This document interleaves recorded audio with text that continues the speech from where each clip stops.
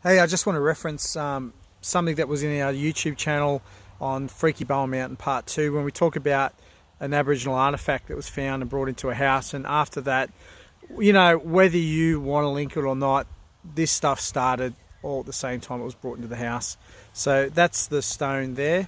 I still know where it's located. I won't say which family has it, but we're always told by the Aboriginal community, don't take stuff from different places, don't put it in your house, don't take it home with you. I don't understand how it works. I do know that there are definitely manifestations around that when it happens. If you're a scientific person, you're going to be going, well, that's just nonsense. But if you you know, if you have Indigenous background, that'll make complete sense. So when that particular thing was brought into the house, that was the same year that all these other events started. Now, the family itself may not accept that. Other people may not accept that, but I thought it was at least worth saying that I wanted to at least show you that this wasn't made up. I didn't just conjure this story up.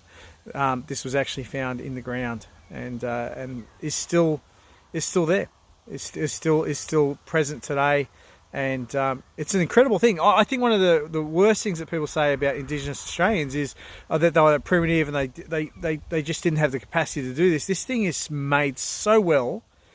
When you actually look at the beveled edges on it, the shape of it, the dimensions, it's so symmetrical, it's so perfectly made that it just defies so many things about preconceptions that we might have about our Indigenous brothers and sisters who had phenomenal knowledge about things and who basically ran the country in a way that was far more sustainable than it is now. They had culture and customs and law. They knew everything about the environment and the bush. And I think that there's still so much we could actually learn from them and apply to our country to make it work so much better. But that's the stone.